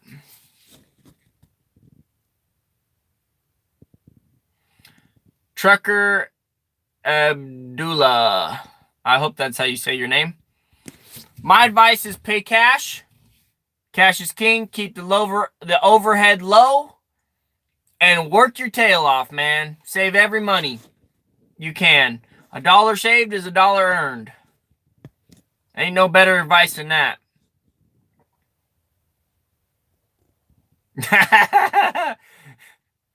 Yep. I'm always exempt. That's an outlaw trucker right there for you guys. Make sure it runs. Make sure you look it over real good.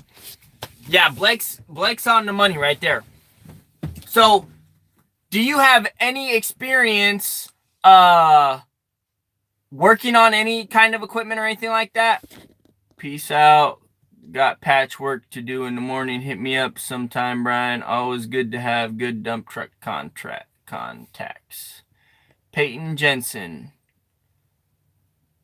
I don't think I have you on my Facebook, Peyton. You're going to have to look me up on Messenger or something. And text me where you're out of, too. So, you're getting ready to buy a dump truck. Go watch my video, what to look for in buying a dump truck. And then also, you know, I was just on the phone with Not diesel, but cars, yes. Okay. It's a totally different ball game, man. Yeah, what Blake said. Answer that question, too. It's a totally different ball game, man. Commercial vehicles are way different. I was just talking to one of my fans that's in West Virginia, Jacob, and I was just telling him, I'm like, hey, man, you're going to think the truck drives amazing, man. You're going to hop in it. You're like, oh, man, this thing drives great, you know, and then you're going to, you know, next thing you know, Kingpin's going to be worn out, and you're going to be spending, you know, a few $100s on tires all the time, and you're not going to know why. And it's because you got like a Kingpin worn out or something.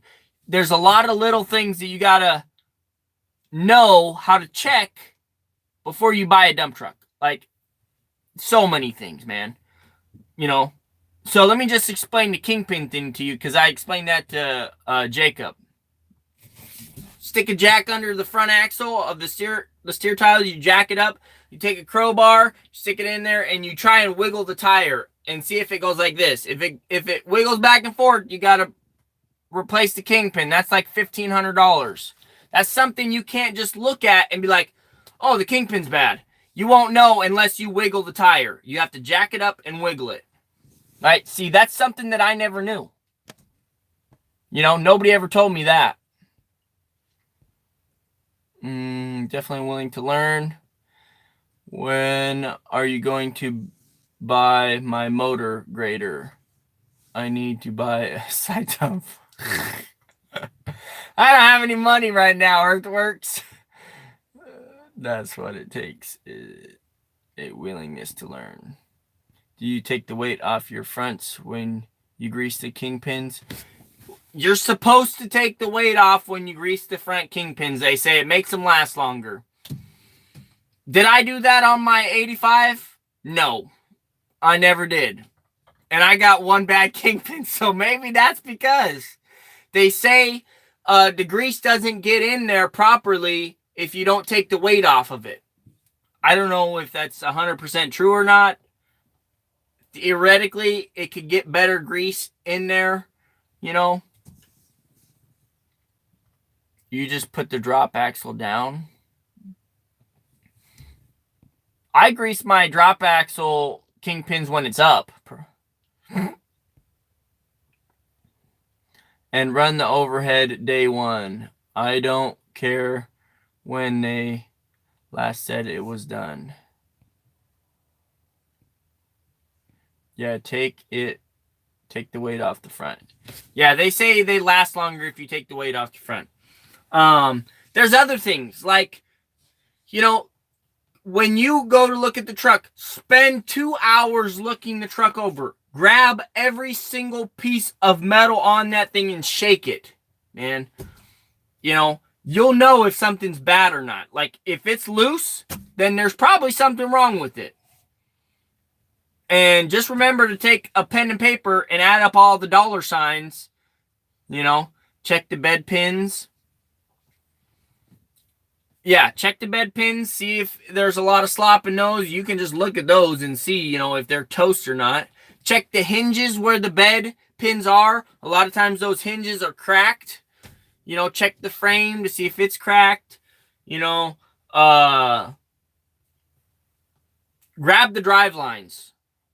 Grab them, try and move them, shake them. You know, check the U-joints. You know, check the pinion gears. Like, I just replaced a pinion bearing in race on my other dump truck. If I wouldn't have replaced that, and if I wouldn't have caught that mistake, that could have been a $5,000 or $6,000 repair, just buying a whole new rear end. You know, that could have been a lot of money. You know, it's just, you gotta maintenance, man. Start the motor and check for blow by. Yep. So start the motor up. Pull the dipstick out, see if smoke's coming out of it, or pull the oil cap off and see if smoke's coming out of it, or check the RTD, the road draft tube. You know, that's another way of checking. See if there's blow-by. Apparently, blow-by is a bad thing. It means there's extra pressure in the crankcase, which, you know, is not good, apparently.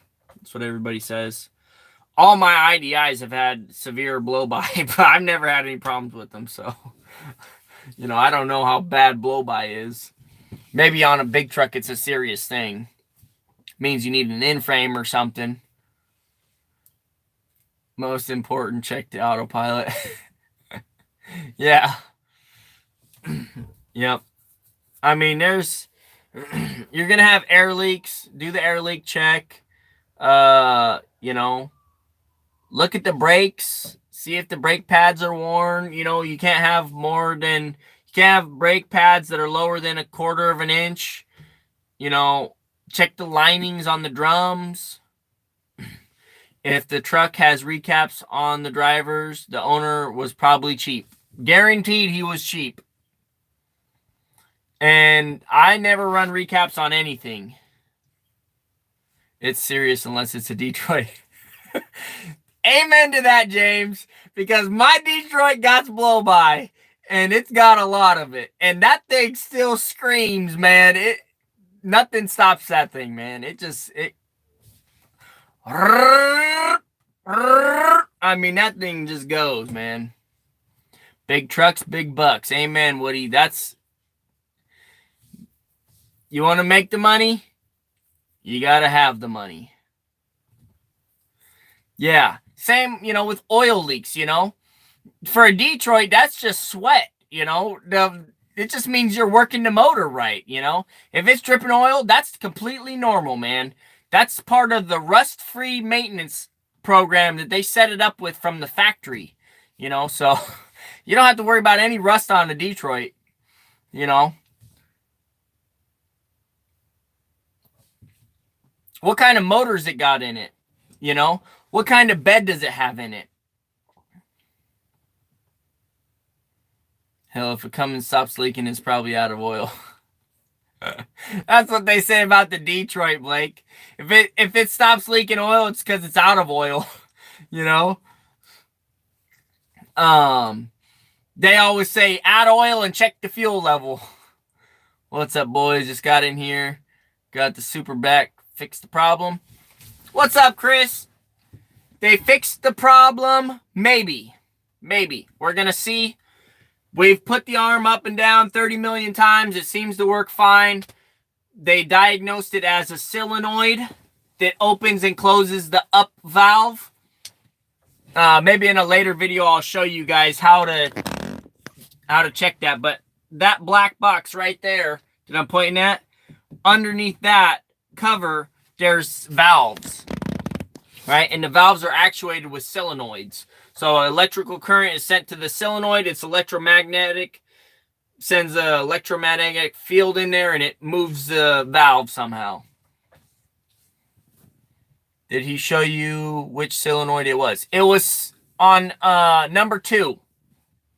It was the number 2 solenoid, or the number 2 valve. He did show me which one. He showed me he replaced it.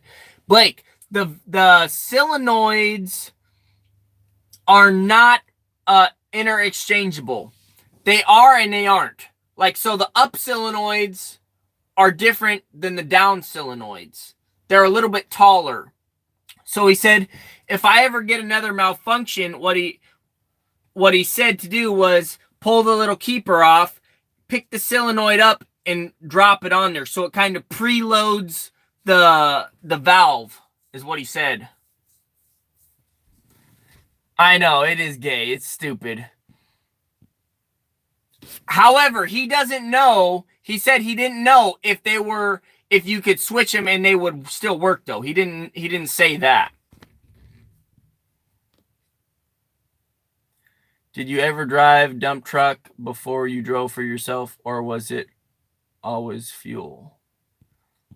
CJ Maxwell, I had never driven a dump truck for any company before I started my dump truck business. My first day in a dump truck was my own dump truck and my own company. If you go back, first day of work, living the dream. That was my video title. It was literally my first day ever driving a dump truck. First day ever working for my own business, you know, totally insane, right? So I had never been to a pit. I had never tipped the box up with dirt in there before. It was all the first. There was no trainer sitting in the side seat showing me what to do. It was all, oh, what do I do? Common sense here, you know. I drive milk truck now. I want to do what you do. And now you're a super trucker. You got that right, Chris. I'm a super trucker. No, I'm not really a super trucker, man. A super trucker is the guy that has his seat all the way down to the floor. Trying to lower the seat all the way down. It's not going down. And the gear shifter up here. Like if you're driving with the gear shifter up here, you're probably a super trucker. I might make one of those videos. You're probably a super trucker if, you know.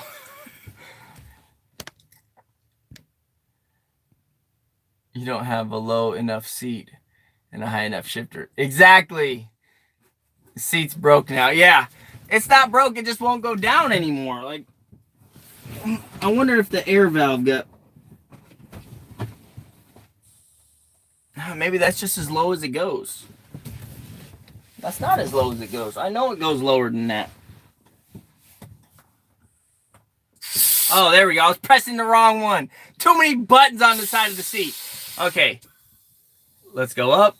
All right, let's go super trucker status mode. Let's go low. Yeah, that's as low as it gets. That ain't low enough.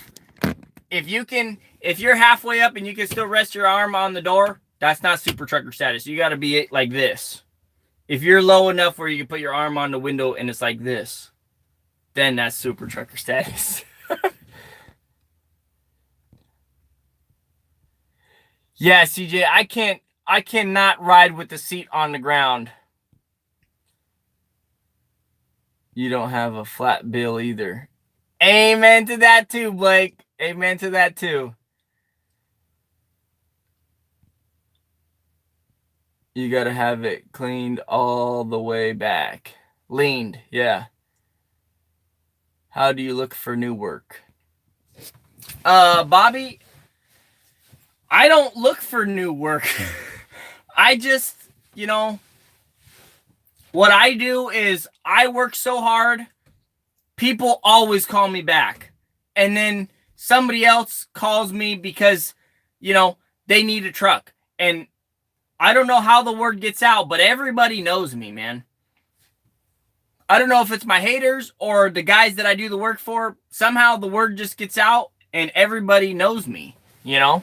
And I've never really had to really look for work. Like, it's just... Like, for example, this whole past month I've been working in Lacey. The guy called me and was like, hey, man, can we get your solo? And if you have another solo, that'd be awesome. And I'm like, yep, done deal. See you tomorrow. Just text me when and where. And it was done. I showed up. We did the work. Both showed up. And then after that, they just kept calling me back and back, you know, and you know, one thing I have done is I have kept every dump trucker's number that I have ever come in contact with. And I have like a list of like 60, probably 60 truck drivers' numbers, man. It's like 50 or 60. And, you know, whenever I have extra work and somebody's looking for work, I start down that list and I just start calling people. Hey, man, you want work? You want work? You want work? And everybody has always called me when they want a truck or, you know, they have work because they know that if I'm busy, I can get someone there. So that's just... It's just the way I set my business up, I guess. I've never really had to look for work that much. You know, it's always been a friend saying, hey, man, here you go. Here's some work, you know, or you busy? You want to do this? My legs are too long to be a super trucker. Not the gear shifter thing. That's Uber. They call him. Yeah, they do. They do call me, man. I literally don't have... The last time I called an excavation company and said, hey, man, I'm Brian VANDUYN. and I got a solo truck. Give me a call if you need any work. The last time I did that was like 2 years ago. You know, it was, you know, I haven't done that in forever. You know, I've just been really friendly with all the other dump truckers, and they've all given me their number, and I've always passed out extra work. And I've been on so many job sites. You can't miss that Orange Detroit either, man. Everybody loves the sound of that thing. Everybody loves how it just rolls coal for miles, you know? And they always know that I'm going to show up, you know? So they just call me. I've just been blessed. I've been really blessed. Your haters probably love you. No, they don't love me. They hate me. There's a lot of people that hate me. Good workers are hard to find. That's how it's done. They fixed the new truck. Hopefully, Richard. Does the US FU with registration costs? Australian states charge out the butt. Yeah, they do. They do. I just relicensed my other dump truck. $1,000 is what it cost me. A friendly face gets the job done. Well, and here's the other thing.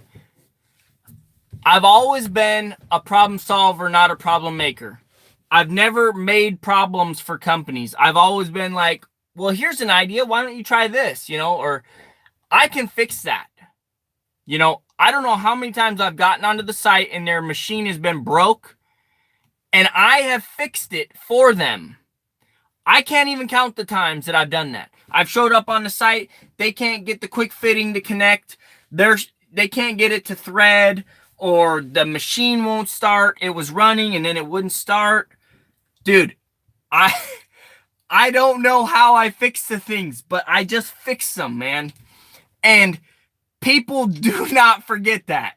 They don't forget it. They know that if they call Brian up, if the machine ain't working, it'll work. And so will Brian. And he won't quit working until the job is done or they yell at him to go home. You know? That's just the way I do it, man. I don't, you know, I've been blessed. Let's turn this thing on. Turn this one off.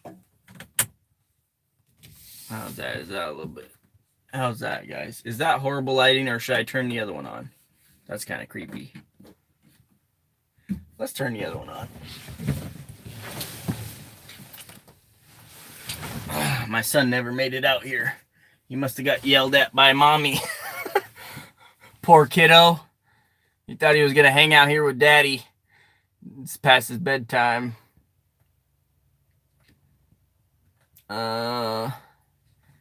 Haters are reality in small business. They really are.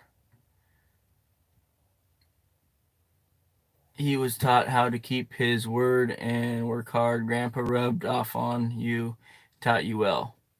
Chris, that's it right there, man.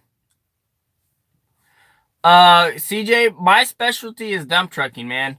I love excavating, though. I really love running a machine. It's fun. However, I don't want to be the one that's loading trucks all day. I don't want to load 10 trucks all day. I don't want that gig. I want to be laying pipe. You know, that stuff is cool to me, I think. Or installing fiber. I don't want to be digging ditches with shovels either. That's too hard. I mean, I do it, but I don't really enjoy that. You know, I do a little bit. You know, for the exercise, I need it, but... So what was wrong with the strong arm? It had a bad solenoid in it. The number 2 solenoid that makes the arm go up was not activating like it was supposed to. It was sticking. There, how's that? That lighting's getting dark. It's getting dark here, guys. We've been on here for almost 2 hours. We're going to wrap this up. I'll give it tops 11 more minutes tops. And then I got to get going. Yeah. And, Bobby, here's the other thing. I would say my haters have really helped me out is another thing. Like, so, that whole GoFundMe thing I did, that really blew my channel up even more. It blew my, you know, so much more people found out about me. And what happened is a lot of people are very smart people, you know, and when they see a guy hating on somebody, they're like, you know what, let's go check this out and see if this is really what he's saying it is. They check it out and they realize this guy's a complete idiot, you know. You know, that Bill Benton guy, he made a web, I never told you guys this. He made a web page about me, right? He's got a blog about me. It's a hater page, you know? And anybody that has 2 brain cells, if they read that web page, they're going to know this guy is jealous and he's a hater, you know? And then they're going to think, well, why is he jealous and why is he a hater? Let's take a look at this guy. And they're going to, yes, I'm serious, John. There's actually a web page. Like if you type in Brian VANDUYN and you go, it's like on the 2nd or 3rd page now. It's not a first page thing. And you go and you find it and, you know, the whole thing looks like it was plagiarized, right? It looks like he copied and pasted from a book and just replaced the name with my name, right? It's the stupidest thing. Anybody with 2 brain cells can see through how stupid this guy is, you know, and how much of a hater he is, you know, and it's helped. It's helped me, you know, because people are like, well, let's check this guy out. Let's see what he's really about. And then they check it out. Or what happens is they see that I'm friends with one of their friends. And then they go and they say, hey, man, I seen this post about this guy. What's that all about? And they're like, dude, that guy's an idiot. I'm best friends with this guy. I've done work with him. He is the best guy to have on your job site because he shows up early. He works as late as you need him. He will fix anything. You know, there's just so many things, right? So let's see all the lights on the truck at night. Okay, we can do that. We can do that. That'll be like the grand finale. All right, let's shut these lights off.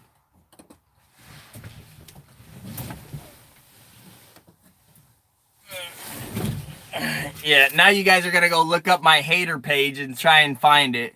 Don't look it up, guys. It just makes it go higher on the view page, and I don't really... Trust me. Just trust me when I say it's the stupidest thing. You'll lose brain cells if you read it. All right, let's do this. Unplug that. Give me a second, guys. I got to wipe the floor mat on this. My feet were a little dirty when I got in here.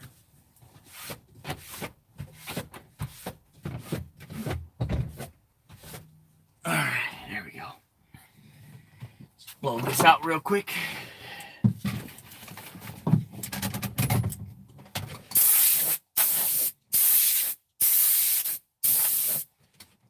Okay. All right, you guys want to see all the lights, huh?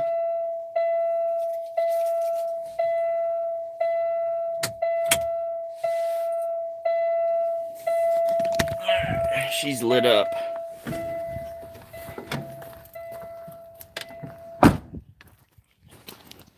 All right.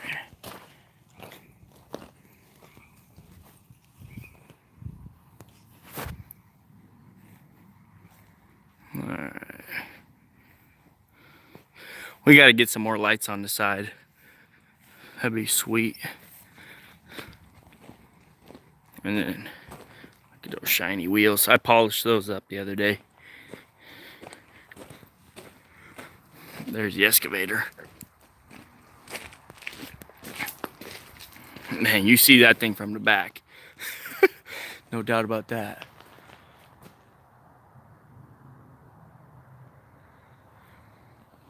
If you run into that thing, you got issues. You know? Hearing you talk about a hater page hits home. If I really try and do what you did. People could say the same about me. How hurtful. You're just a hardworking American following his dreams. LED strobes. Yep. They're bright. They're super cool. Oh, I didn't even turn on the back work lights. They're not all that special though. They're, let's see. There we go.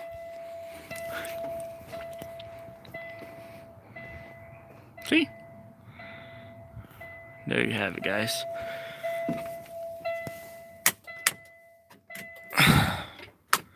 There's also this cool button right here is a, if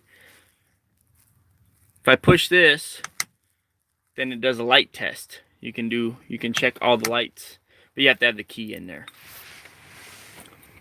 Anyways. Here's the thing, guys. There's always going to be haters. No matter where you go, there's always going to be haters.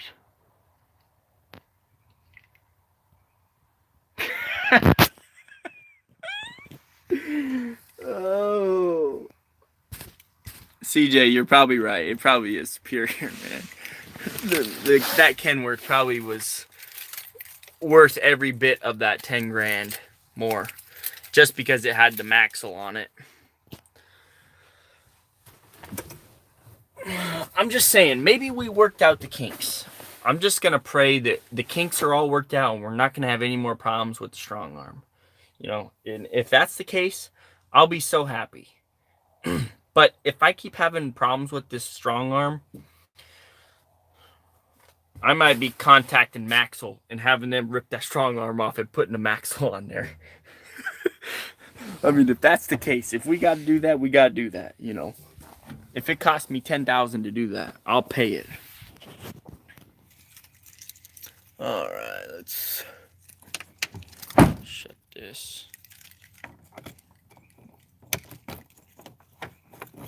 Okay, door's locked. Wait for the lights to go out. They're out. Okay, guys. I drive a T880 for the milk runs most of the time, or a Pete 389. I love that KW. Your truck is sweet, though. Don't let me give you a hard time. Yeah, I mean, I love the thing, man.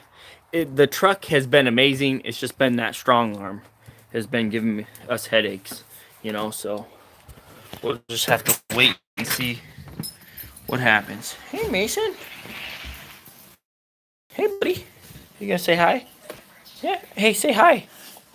Yeah. You shaking your tail? Yeah. If I was over there, you'd be spanking me with it, huh? Okay, come here. Come here. Okay, sit. Sit. You gonna shake my hand? Shake. Shake. There you go. He's a pit bull. Yeah, no problem, John, man. No problem, man. Thank you guys for tuning in and watching and supporting me. You know, even though we got a ton of haters. Yeah, he's a baby. Unless you're knocking on the door, then you don't like that. Very friendly dog, though. You know, protective of our house, you know, but very friendly with other dogs. Anyways, thank you guys for watching. We will be doing a 5,000 subscriber giveaway. It probably won't be right at 5,000. I got to order some stuff. Or maybe we'll do the giveaway and then I'll order the stuff. I'm not sure how we're going to do that yet. We still got to figure that out. There's so much stuff going on right now. So, definitely going to be a giveaway though. Probably some shirts, maybe a sweatshirt or two, a whole bunch of stickers probably, you know. So, we'll just wait and see. Don't forget to pound that like button. Share this on your social media site of preference. And comment anything in the comment section. And I'll catch you guys on the next one. Later.